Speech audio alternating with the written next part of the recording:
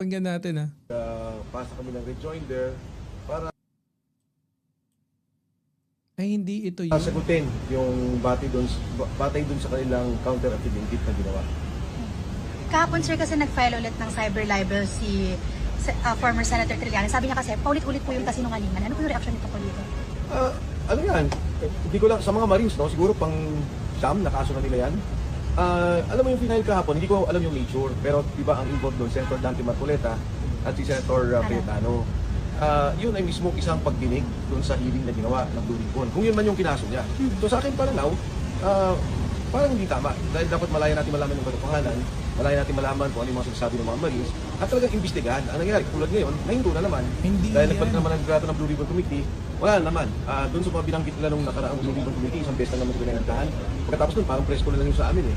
Wala tayong nakitang hakbangin ng gobyerno para tingnan talaga yung mga sinasabi nila. May CCTV ba? Kung yung sinasabi nila sa security log, yung mga bayan na sinasabi sa dito Riviran, sa McKinley, sa Tamarin, sa Nara, wala.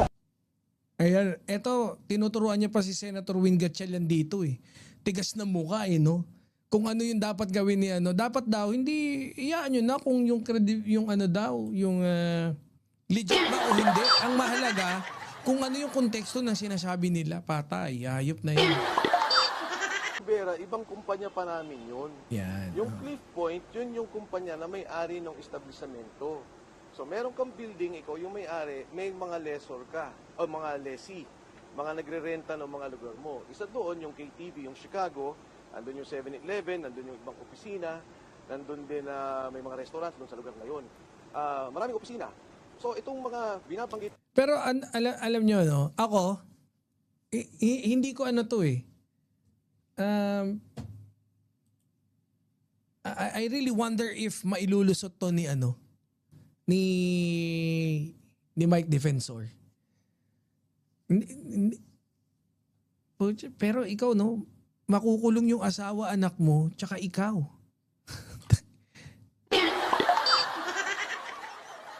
Tama ka na Mike Defensor. Lalong nakikita yung putahan mo sa kakasalita mo kaya. Ni Attorney Melvin Matibag, natatawa ako kasi parang lumalabas, parang nasa City Engineering Office. Meron pa sa presentasyon nung detailed building plan. Hindi ko makita yung connection kung ano yung sinasabi niya. Hindi, totoo naman yun eh. Kailangan, okay nga eh, may presentation siya eh. Di ba? Oo. Kasi, parang yung presentation niya is hindi naman putsi-putsi. Pinapakita niya how he ended up dun sa conclusion niya. Yun nga eh, yun, galing nga eh. Huwag mo kasi utusan ng NBI kung sino imbestigan nila. Marunong ka pa sa kanila, alam nila ikaw ang maraming malalaman kaya. Correct. Mamarites, sa presinto ka magpaliwanag, Mike, correct. Yeah. At natatawa ako dun sa kanyang presentasyon dahil nagmumukha silang tanga. Ano mukhang tanga, ang galing nga eh. Oh, biruin mo, may pangalan doon yung opisina mo. Ang problema kasi, bakit nyo binago tapos hindi kayo gumawa ng as-built plan? No, na yun yung dapat ipapa-approve nyo. Eh tuloy, yun hawak nila, yun yung dapat yung gagawin nyo. Binago nyo pala eh. Una yun, tingnan natin kung babanggitin dito eh. Hindi ko makita yung isa eh. Sinabi niya pa eh. Unang entrada niya pa lang, unang sinabi niya pa lang, mali na agad eh. May problema na agad eh. Hindi ko na makita eh. Sabi ni Ma'am Rayan, yan nagagawa ng kadaldalan yung mga didishit. Nahuhuli kayo sa sarili nyong bunganga. No, para mga isda eh. No? Ading Banat Boy, akala ko kinasuhan na si Attorney Matibag si Defensor itong Friday. I think kinasuhan ngayong gabi. Gabi, no? Wait nga, tingnan ko nga kung saan yung meron akong alam ko kinasuhan na siya. And puntahan natin para pakita ko sa inyo. I think kinasuhan na siya. Ayan yung kaso. Ayan, breaking. Ngayong June 26, 2026, Mike Defensor kinasuhan ng qualified human trafficking. Patay kang gago ka. Ayan. National Bureau of Investigation, National Capital Region. Ayan, for qualified trafficking in persons in violation of Section 4A. Michael T. Defensor of Legal Age. Patay ka, hayop ka. Buhay ka pang hayop ka. O yan, bukas na lang natin talakayin yung part na yan. Kasi para at least meron na tayong mga, malay nyo, may mga reaksyon na sila. Di ba? Meron na mga sagot. O malay nyo, nakaposas na. Di mas maganda i-vlog yung bukas. Banat Boy, nakasuhan na. Watch ko sa Billionaire News. Oo nga. Ayan, pinakita ko na yung yung arrestwa, yung kaso. Sabi niya, kailan ba ngayon? Oh. Ngayon, hintayin natin yung kaso niya. Pero tagal na eh. Di ba sabi niya, kailan ba ngayon? Ngayon, hintayin natin yung kaso niya. Pero ang sinasabi ko sa inyo, wala siyang kakaso-kaso. Para yung Yun na nga. Meron na nga kaso! Good kung kakaso. Kakaso. establishment, katulad yung sinabi ko, Hindi nakasuhan na. Tama. Nakasuhan na. yung Soler, yung Okada, yung Resorts World, meron silang building. May marami silang resort doon, may mga nagbibentang tindahan, may mga restaurant, may mga KTV. So ibig sabihin, pagka merong nagbenta ng shabu doon sa mga isang yung kasama ka, alam mo yung mga nangyari? Notwithstanding kung ano yung kaso ng pinapafile nila doon sa mismong establishment. Gago, mali! Estate yun eh. Punta Kagagong.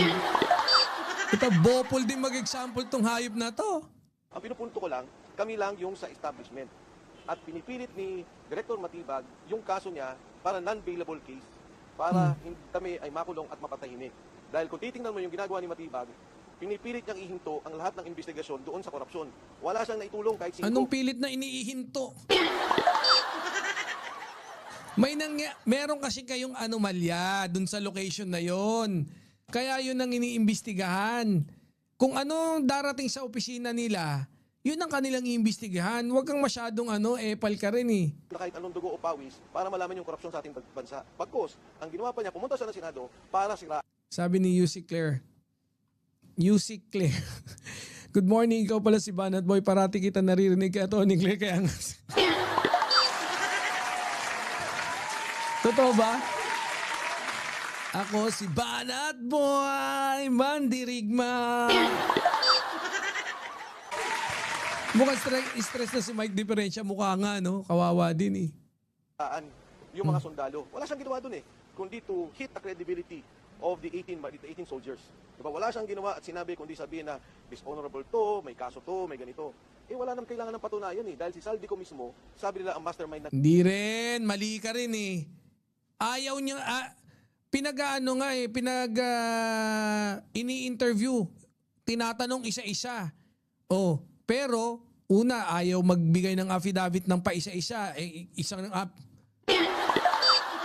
Tapos, nung dinudiskusyon na, ayaw nyo na eh. Umayaw na kayo sa NBI eh. Tapusin mo yung sinasabi, tsaka dapat totoo lang. Di nagsasabay nila, oo nga, boss. ng korupsyon. Ito yung mga bata ni Saldico. Sila yung nagsasabi na kami ang tao ni Saldico at kami nagdi-deliver ng pera. So anong credibility ang gusto nilang kunin doon sa 18 Marines? Ano ba na-achieve nila ron? Ang na-establish lang doon is bataan sila ni Saldico. Yun lang. Kasi pwedeng inamin nila. Yun lang ang napatunayan nila pero yung nag-deliver. Hingan mo ng picture. Yung mga picture daw doon. Tinanong kayo po ba ang kumuha ng picture na yan? Hindi po, binigay lang din po sa amin yan sa GC namin Pero yan po ang talaga nagsisirculate sa GC namin. Here we go! Welcome to the Banat Boy Show! Mga mandirigma mag-ingay! Ni isa wala kayong hindi, may video po yan May video po yan. Yung picture na po yan, ini-screenshot po sa video. So, ikaw kumuha ng video. Ay, hindi po, binigay lang din po sa amin. Sabi po, ano ba, may first-hand information ba kayo? O first-hand na experience talaga? O kaukawin sa kanal lahat ng mga pinagsasabi nyo? Ang kailangan sanang gawin is tingnan nila. Tama ba yung sinasabi? Nagsisinungaling ba? May mga mali ba doon sa mga binabanggit? Kaso wala Ang gusto niya, wala. Hindi totoo. Huwag imbestigahan. Anong wala? Hindi totoo. Anong hindi imbestigahan? Pero sinabi niya pa rin dito, dapat yun parang pinapalabas niya rito, nagsisinungaling pala si Senator Erwin Tulfo. Dahil ang sabi niya dito, I'm not sure if on this interview or on another interview sa Billionaire News Channel na kung saan sinabi niya na yung mga 18 Marines daw, inimbitahan, kaya pumunta daw talaga sila ron para dun sa Blue Ribbon Committee. Wala silang ibang pinunta, kundi pumunta doon para sa Blue Ribbon dun sa hearing. Talagang matatapang daw na pumunta. Kaya lang, hinarang daw sila sa gate pa lang 1 oras at kalahati daw bago sila nakapasok dahil kailangan pa raw iskanin, bla bla bla. Invited guest sila. Kutya, totoo ba? Nakita namin nandun kay Robin tas kinakatok-katok. Tapos sasabihin, tapos pinapababa sila. Tapos sabi ni Baligot, bumaba na kami, tapos na pala sila. Putyang galang yan, pinakintay niyo pa, ganun. Tama lang na kinasuhan na. Sa korte na siya magmagaling. Correct. Doon ka na magmagaling. Pero habang nagmamagaling ka sa korte, non-bailable yan. Kulong-kulong ka muna sa Gedli. Kulong-kulong ka muna dyan sa Gedli. Hindi ko alam mga pinagsasabi niya. Pati yung engineering plan, hindi ko alam yung mga pinagsasabi niya. Parang may sinabi siyang fire exit. Kailan ka naman nakita ng fire exit na nasa harapan ng building? Kaya katawa-tawa yung mga ginagawa niya. I-file niya yung kaso at Paano kung magpakita ako ng fire exit na nasa harapan ng building? Bobo! Paano kung marami ako ipakita sa iyo na may fire exit, maraming building, may fire exit sa harapan ng building mismo? Anong klaseng argumento yan, Brad? harapin namin yan. Yung ownership na sinasabi niya, anong ibig sabihin nun? Wala nang ibig sabihin yun. Ano daw? Wala nang ibig sabihin yun. I-file niya yung kaso at harapin namin yan. Yung ownership na sinasabi niya, anong ibig sabihin nun? Wala nang ibig sabihin yun. Yung ownership daw, payo ko lang sa iyo, Mike Defensor, huwag kang pupulot ng sabon. Huwag kang pupulot ng sabon. Pigilan mo yung sarili mo. Wag din siya wag hangga't maaari, wag mong ibabagsak yung sabon. Wag ka magbabagsak ng kahit ano. Ngayon, kung talagang hindi ka bingot, sigurado yung puwet mo mabibingot. Hindi na consistent si Defensor sa kakakasalag. Anong punto niya doon? So pagka may isang kumpanya, may nag-ari ng isang kumpanya, anong punto niya doon? Ano yung point? Hindi ko maintindihan. Pag may isang kumpanya, nag-ari ng isang kumpanya, ano point niya doon? Ikaw nga daw may-ari eh. O yun nga yung point. Kaya ikaw ang kulong. Oo, ikaw may-ari. O yung isang may-ari. O ikaw yun. O di kulong ka, tanga ka pa rin. Bobo, no? Alam mo, yung pagkatanga niya, wag niyang ibalik sa atin. Tanga, ikaw nga, tanga. Sabi ni Director Matibag ang katangahan is yung ilista mo yung kumpanya mo sa pangalan ng anak mo tsaka pangalan ng asawa mo. Here we go. Welcome to the Banat Boy Show. Mga mandirigma mag-ingay! Good evening, everyone! Galing nga ni Director Matibag doon dali kayo dyan, no? Sino sinasabi niyang partner niya na cabinet at senador? Wala nang dadamay lang yan. Walang yan. Partner, tapos madalas na customer. Ayan, ayun po siya. Yan ang problema no? Sabi ni Director Matibag, yung hindot-hindot yung inom-inom konti sa baba na KTV Bar, Chicago, ikaw ang may-ari. Hindi daw, konektado ka talaga. Tapos yung hindot-hindot ng marami sa taas, dali ka rin daw doon. Ikaw pa rin yung may-ari, kaya wala kang ligtas. Ay, hindi ko maintindihan. Anong point? Sige, kayo, sa media, anong point doon? Anong point yung Pax Libera at saka pagmamay-ari? Hindi ko naintindihan. Ano daw? Ito kasing si Ngotby.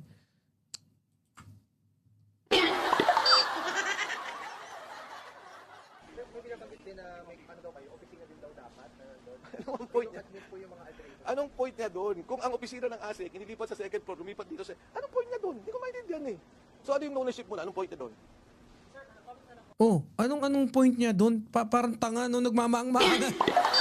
Sabi ni Boss J.M. Martins, kapag ang DDS hindi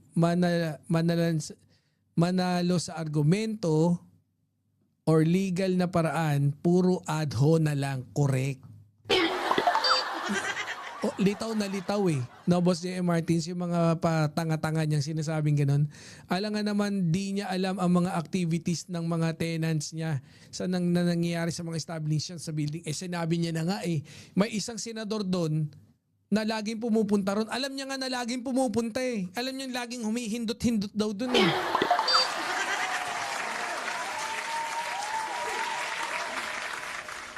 Oh, Lumipat dito sa... Anong point niya doon? Hindi ko maintindihan. ang lumipat, o una, ito yung possibility.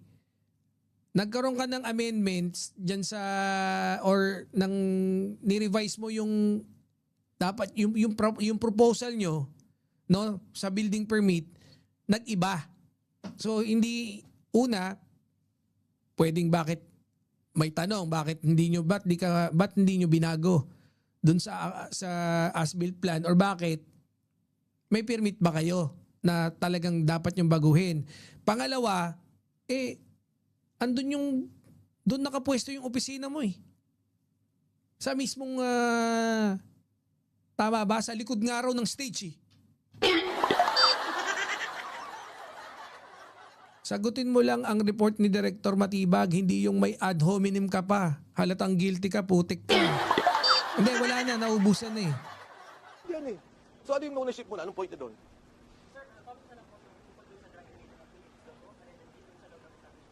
Hindi ko rin alam ang sinasabi niya. Sila yung nanghuli doon, di ba? Kung ano sinasabi niya nanghuli niya, file niya yung kaso. Hindi ko maintindihan ano yung point niya sa engineering. Na-file na nga yung kaso. Para hindi tayo mahirapan na itong building na to, yung opisina inilipat, di ba? Nagkaroon ng binago. Ano point doon? Kailangan mo ng building permit, syempre, para matay itong building na to. Ngayon, pangalawa. Oh, yun. for example natin, Bakit? Asa yung doon tayo, balik tayo. Binanggit mo na pa yung ano eh. Binanggit niya pala yung building permit. Balik tayo sa building permit. Doon lang, wag kang alis doon. Meron ba? Biglang, syempre, kailangan ng building permit. Sabi, next topic mo na nasan yung building permit? Kaya nga lumaktaw eh. ano point doon? Oh. Kailangan mo ng building permit, syempre, para matay itong building na to. Ngayon, pangalawa. Pangalawa kagad, hindi. Wag kang aalis doon, Balbon, wag kang aalis. Ulit. Ayan ha. Siya na sumagot ng point eh. Tapos nung sinagot yung point, ayun, bakit ganun?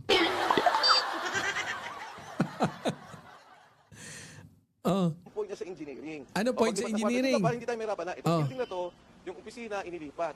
Sinabi niya, yan daw pinakita rin, yung building, ito lumipat, ito dito bumaba, ito lumipat. Tapos, Nagkaroon ng binago. Ano point doon? ano point niya ron? Tinanong niya, sarili, sagutin mo, kaya mo yan, Mike. Kailangan mo ng building permit, syempre, para matay itong building na to. Kailangan mo ng building permit para matayo itong building na to. Pagka magpapasa ka for building permit, kailangan mo magpasa ng plano. Yun. So, asan yung plano? Na ano? Bet yung binago. Yun nga lang din yun eh. Puta, ito huling-huli sa bibig ang walang niya eh. Tapos, sinabi niya kailangan ng building permit. Diba? Next topic. Pangalawa, sabi ni Boss Eseng, tanga na, nang tatanga-tangahan pa ang tanga. Sabi ni Boss J.M. Martin, nasa sariling bibig na din lumabas lahat. Sinabi niya na may senador, cabinet ko at iba pa. Ibig sabihin, lahat ng pangyayari alam niya. Kahit siya nasa kanya nakapangalan yung, correct. Kahit hindi sa kanya nakapangalan establishmento. Alam niya yung mga kwento eh. Parang by heart pa eh. Biruin mo, paano mo masasabi na araw-araw nandun, di ba? Yung ano nga eh, senador araw-araw nandito eh. Di araw-araw ka rin nandyan siguro.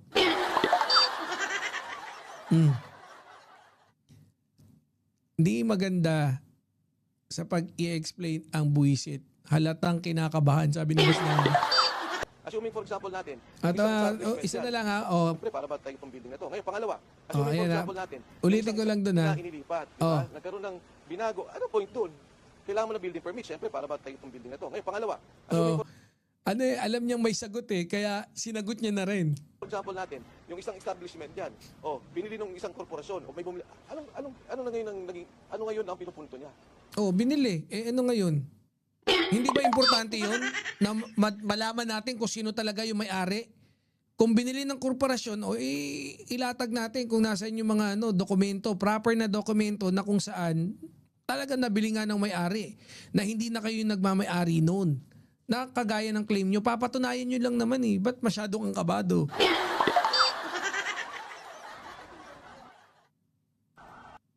Haharapin ko. At ako, naniniwala, wala siyang kakaso-kaso. Pinakita ko na yung video. May kaso na nga, may kaso na. Wala daw kakaso-kaso. Oh. Sinasabi nila, human trafficking as if isang prostitution din na tinatago mo, ginigipit yung mga tao, iniipit mo. Nakita nyo, very open yung area. Alam ko ang gusto niya. Ang gusto niya, magkaroon ako ng Oh. non-bait. Sige, pagpalagay na natin. So, hindi ginigipit yung mga tao, pero prostitution din ba yan? Hindi mo kami madidenggoy dito. No? Oh, hindi mo kami madidenggoy. Pero, yun yung ano niya, may pag-amin dun ha. Pero, meron din siyang pangontra kunyari na, ginigipit ba yung mga tao? Oh, pakinggan nyo. Oh. Ako, naniniwala, wala siyang kakaso-kaso. Mm. Pinakita ko na yung video ng building. Sinasabi nila, human trafficking as if isang prostitution din na tinatago mo, ginigipit yung mga tao, As iniipit mo. if mayroon siyang word, may matindi siyang word na as if. Hindi niya arok yung strategy ni NBI Director. Nakita nyo, very open yung area. Sabi ni Alam Boss ko ang gusto Yusek. niya. Ang gusto niya, magkaroon ako ng non-bailable na kaso para ako makulong, hindi makapagsalita. Pero sinasabi ko kay Director Matibag, Gusto niya ba yun? Yun yung dapat. Kung may nakita siyang kakaso-kaso, dapat ka talagang kasuhan. Hindi dahil gusto niya.